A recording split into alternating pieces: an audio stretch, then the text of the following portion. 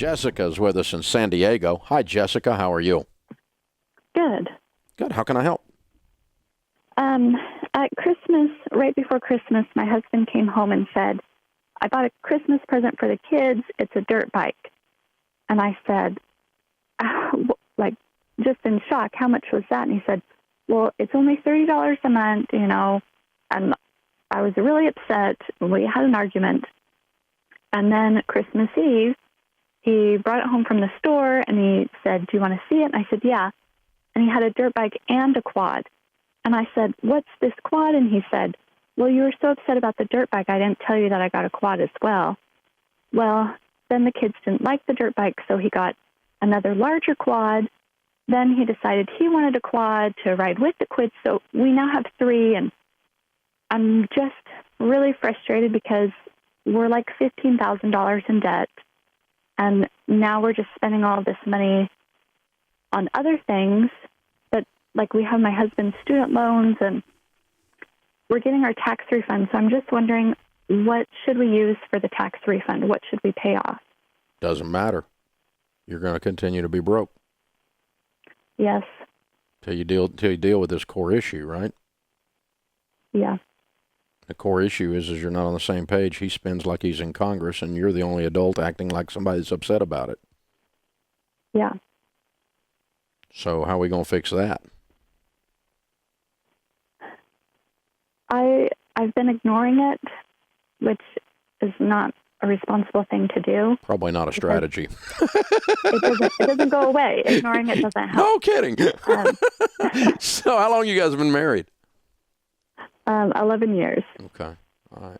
So here's the way this plays out after 30 years of coaching people. This ends in a divorce if it's not fixed, because you're going to reach a point that you're going to go Mount Vesuvius, and there's going to be no dialing you back in.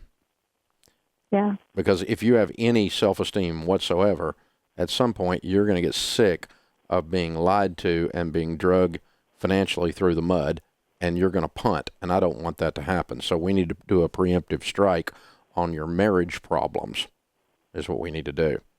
Now, how do we do that? You've got to determine how many times has this kind of thing happened in 11 years? Let me ask you that. Occasionally. Like once a year? Not necessarily. The last one I can think of is we just had our 4th child, and we had a Volkswagen Passat and a truck, and we traded in the truck because we needed a van to fit everybody, all 6 of us. And then my husband was going to drive the car to work because the car was paid off, the truck wasn't. And he also has a motorcycle. And we agreed, even though he really wanted a truck, that we wouldn't get a new one until his motorcycle was paid off. And then he went and bought one. A few months later, yeah, we now have a truck. How old is he? 34. Okay. All right. He's operating emotionally on about a 14-year-old level when he does that kind of stuff. And that's why it's frustrating. You feel like his mother, and you have a misbehaving child. Am I right? Sometimes. Yeah. When he does stuff like that, that's how it has to feel. And you somewhat feel lied to and misled because you were lied to and misled. The lying part's we call financial infidelity, where people lie about money stuff because there's not a quality process that we can make the decisions in together. Because he's worried about you scratching his eyes out, and you're worried about him breaking the family. And so, there's no communication, there's a breakdown, and so people just become arrogant and go do whatever they want to do, and that's what he's doing. So bottom line is this: if you cannot sit down and have a very serious conversation with the television off and the kids away at school or the kids asleep at night and say, this is affecting our marriage.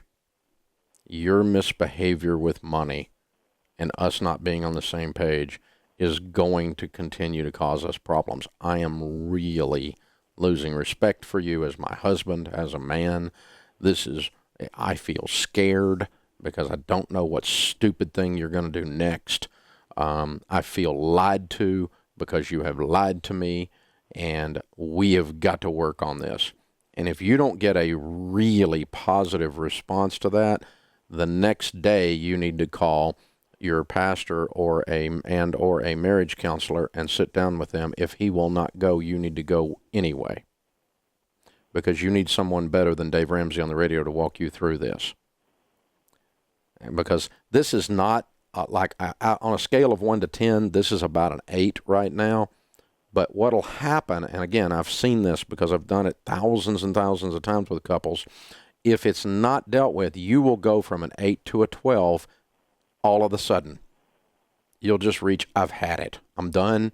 And no matter how many times he apologizes, no matter how many times he says anything, you'll be done. There won't be reeling you back. And I've seen it before. I'm warning you. If that doesn't feel right, it doesn't sound like you, it's because it's not you today. But this is going to go on to a certain point, and your fear and your disgust and your lack of respect is going to reach a point that you're just going to punt.